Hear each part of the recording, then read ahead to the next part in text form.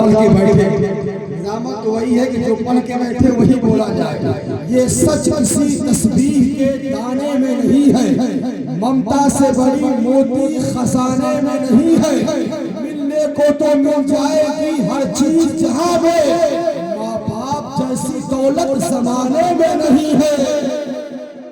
تو مل جائے گی ہر چیز جہاں میں، ماں باپ جیسی دولت زمانے میں نہیں ہے. ستارے اور ساعت دیکھ کر گھر سے نکلتے ہیں، بزدل ہے جو مہلت دیکھ کر گھر سے نکلتے ہیں. ہمیں گھر سے نکلنے میں پریشانی نہیں ہوتی، ہم اپنی ماں کی صورت دیکھ کر گھر سے نکلتے ہیں. نکلنے میں پریشانی نہیں ہوتی، ہم اپنی ماں کی صورت دیکھ کر. آپ کے حوصلے، آپ کے جذبے اور آپ کی محبت اور عقیدت کو دیکھنے کے بعد ابرار ایسا ایک شعر کہے گا، نہ کوئی آندھی نہ طوفان بھاری پڑتا ہے، نہ کوئی آندھی نہ طوفان بھاری پڑتا ہے، ہمیشہ کفر پہ ایمان بھاری پڑتا ہے.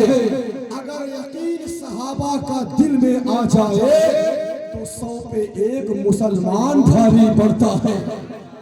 یقین صحابہ کا دل میں آ جائے تو 100 پہ 1 مسلمان بھاری پڑتا ہے.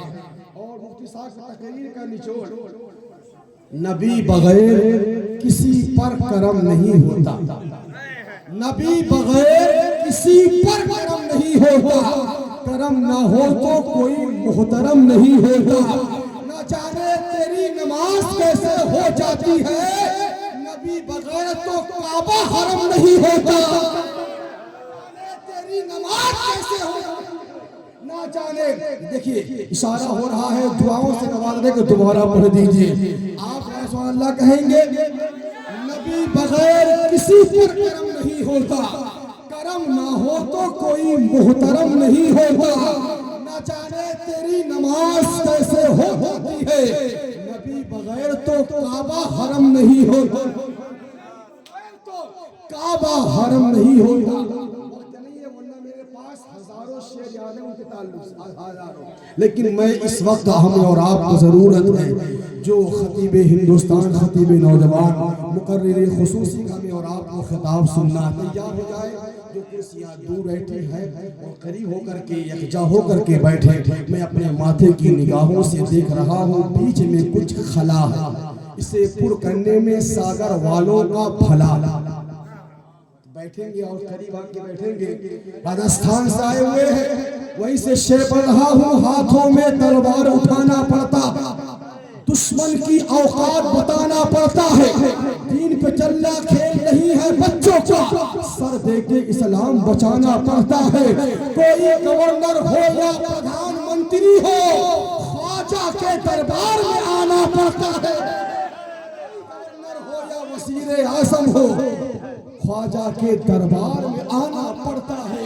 وہیں سے حضرت تشریف لے کر کے آئے ہیں، اسی راجستھان کی سرزمین سے آئے ہوئے ہیں. آئیے شہر راجستھان کا وسیع خطابت کا دھوتا، فصاحت کا تاجدار، بلاغت کا آفتاب، خطیب لاجواب، فکر و فن کا آفتاب، سمندر کی طرح گہرا، ستاروں کی طرح حسین، معاشرے کی بیماری کو توڑنے والی مشمشیر. حضرت علامہ مولانا صفی اللہ صاحب قبلہ راجستھان کا خطاب نایاب ہونے جا رہا ہے. پورے ہندوستان میں آن بان شان کے ساتھ خطاب کرنے والے، مسلک اعلیٰ حضرت کی عظمت، شان و شوکت اور حقانیت کا پرچم بلند کرنے والے خطیب لاسانی، مقرر عرفانی، جن کی تقریر سننے کے بعد وہابیوں کو آ جاتی ہے پریشانی، پھر مانگتے ہیں ان سے پانی.